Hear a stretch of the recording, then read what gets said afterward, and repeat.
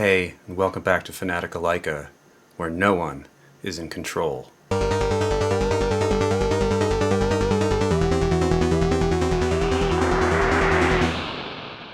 Alright, today we're going to talk about 3 different ways of shooting macro images with Leica cameras.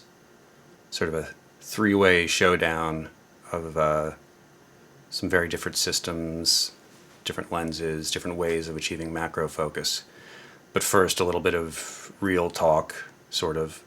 I wanted to explain a little bit about just why I'm even doing this. I'm by no means an expert on Leica cameras, nor an experienced professional photographer. This is really a hobby for me that's turned into a bit of work, but I've spent the last 25 years working in the music industry as a producer, composer, music supervisor, etc., and that continues to be really my stock and trade, photography being a distant second in terms of what it means for my income and hours in the day that I get to spend doing it. However, I also deal with often crippling anxiety, panic attacks, and so forth and so on, and I've found photography to be something that really gets me out of my head.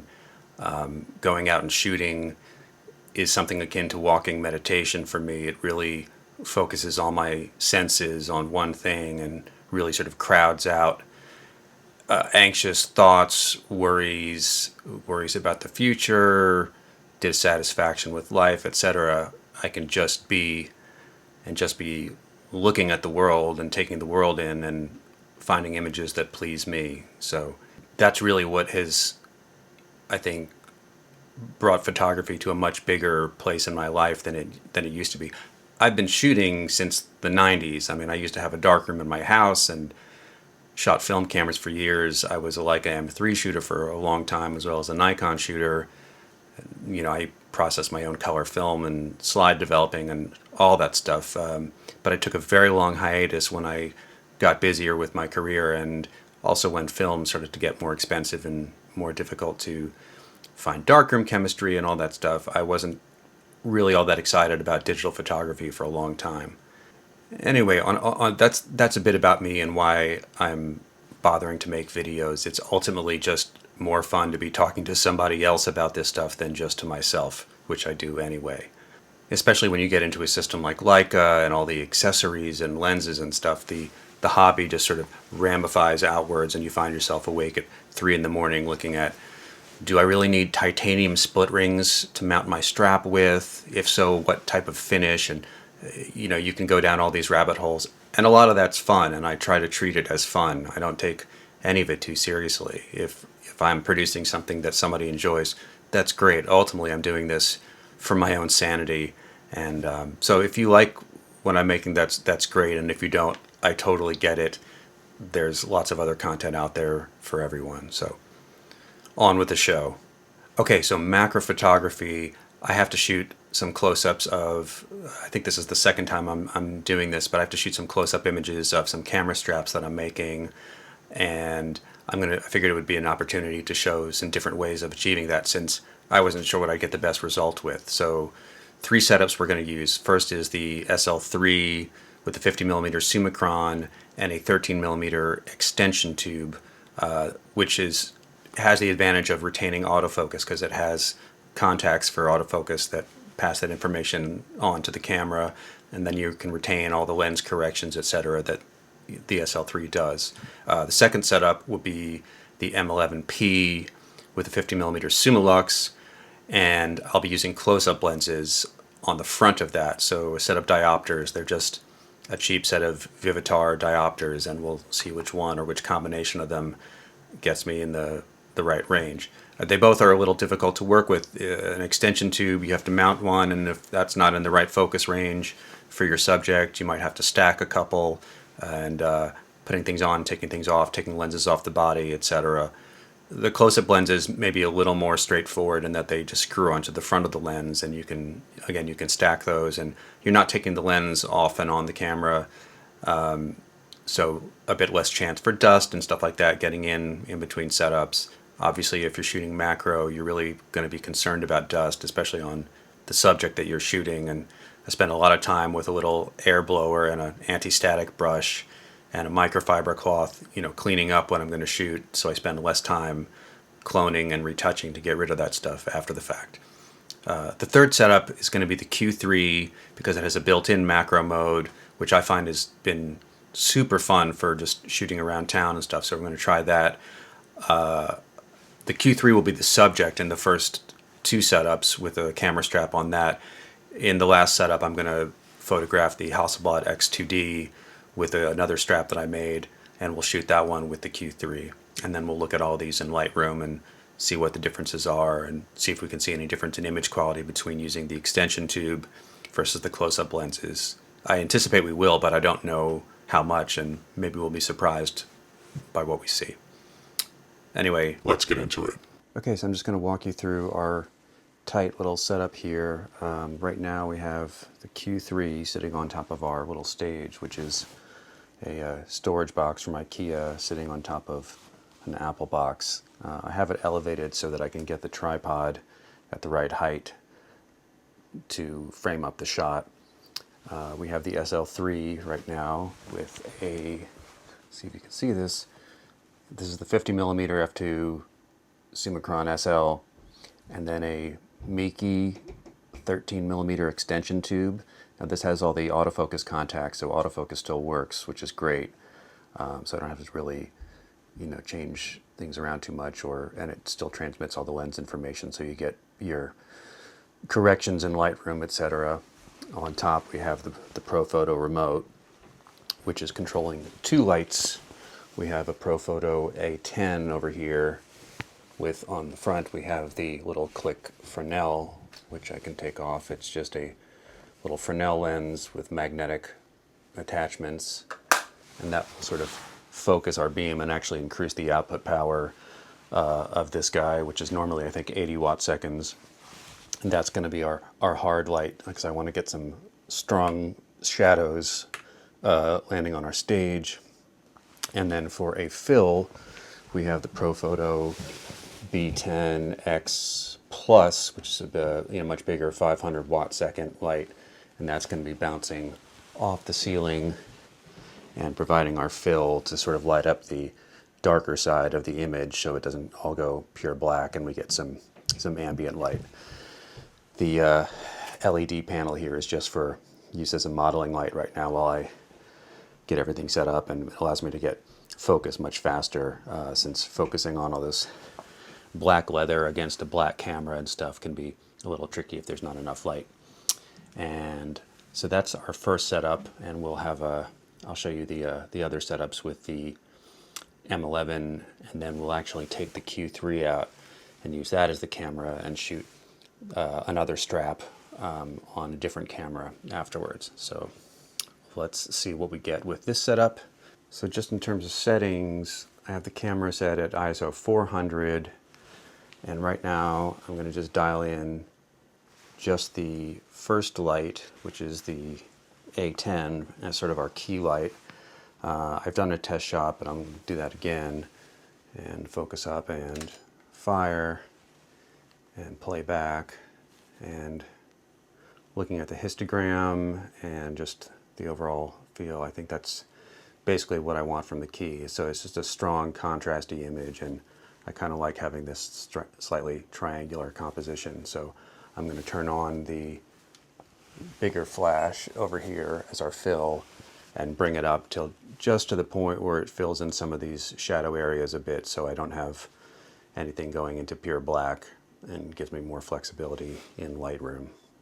Okay, and so here we have the M11 also with the ProPhoto remote mounted on it, and around the front we have a 50mm f1.4 Summilux and one of these just Vivitar close-up lenses, a set of diopters.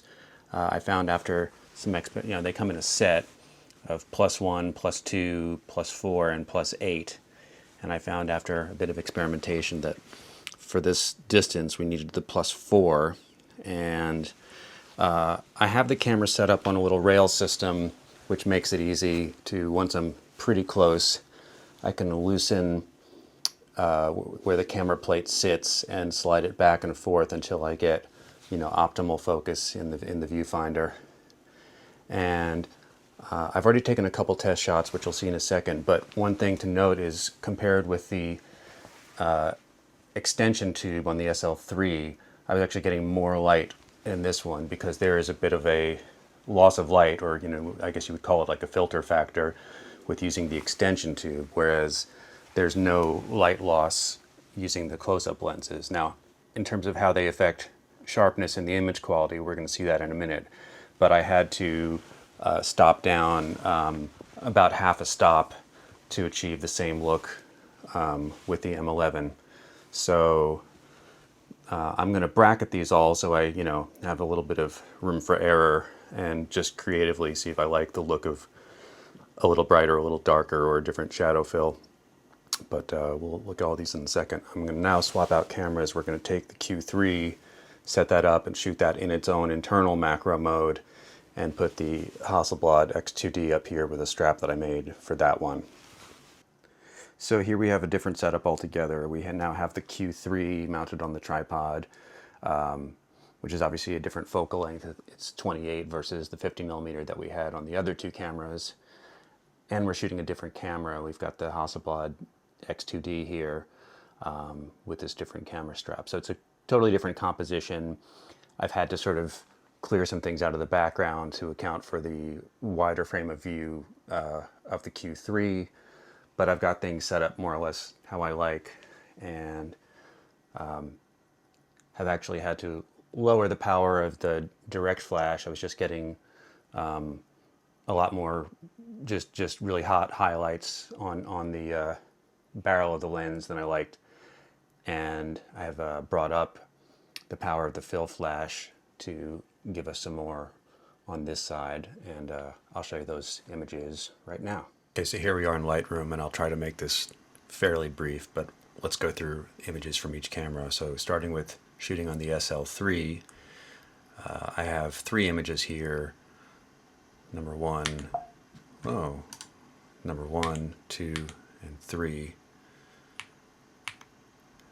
Now, the lighting adjustments are from adjusting the level of the fill light and also pulling down highlights in the exposure settings here. But they're all shot with the same shutter speed and f-stop, so they're all at f8, 1/200th of a second, ISO 400. But they all look quite sharp. My focus point is right around here. I had thought I had got this little red dot slightly more in focus than I did, but it is obviously very finicky when you get into shooting up this close, and I probably should have either stopped down a little bit more or focus bracketed. But I'm pretty happy with the results, and obviously if we zoom out a bit more, I think these will be useful images. So again, this is using the extension tube, no close-up lenses, so we're really looking just through the lens, but with a little bit less light because of the extension tube factor. Now here we are moving on to the M11, and let's see how our focus compares on this. Now the framing is a little different because really where the tripod socket is on the M11 case, it shifts the camera over a bit, and I framed it up as best I could, not trying to make an exact duplicate, and I may crop in on some of these images anyway. Focus seems to be in more or less the same spot. It's funny, I really thought, I think maybe the actual bottom of these little nooks and crannies on this dot are in focus, but the top surface isn't, and obviously it's pretty soft along this seam here. But that's what it looks like at 200%. So again, we have a couple different versions here, just playing with the amount of fill light and how much highlight is in the image. And if we look at just the area that's most sharp, which is right in the center, come on, zoom in please, and jump back to the SL3 images. Let's see if we see any real perceptible difference in sharpness. Actually, it's maybe better to look at this rope because that seems to be also quite sharp. So SL3 and then M11. not much difference really. Let us jump over to the Q3. So obviously we're shooting a different scene here, but this is just the Q3's internal macro mode. Now this really did seem to nail focus where I pointed it, which was right there. That looks incredibly sharp. Also shooting at f8, 1/250th of a second, ISO 400, so no big difference there. Now the way this is oriented to the camera, this piece is a little bit more sort of coplanar with the sensor. It's not at such an angle where it's sort of leading away from the sensor, where you might get part of this plane in focus and part of it out of focus. And that's just a function of the composition of the image. But I like how this looks, and I like how we get these little highlights up close towards the camera, and then we get some of the back of the strap out of focus, and we have this central area nice and sharp. And again, I took a few images of this. I don't know how I'll finally crop this image, and I found this area over here a bit distracting, so for the final image I moved those things out of the way, and this is probably the one that I'll use. I liked this one the best. But I would say I'd give a little advantage here, honestly, to the Q3, but that's really more to do with my own operator error and not nailing focus and really checking it before I moved on. But I was excited to get these in and show them to you. Yeah, I think any of these images will certainly suit my purposes, and with some cropping and a bit more editing, they'll probably be somewhat stylized images by the time I'm finished with them. I think they all came out nice. I honestly think the close-up lenses did just as nice a job as the extension tube when going between the SL3 and the M11. I don't have anything negative to say about these images that were shot with a $25 set of diopters. I think they compare quite nicely to the ones shot with the extension tube.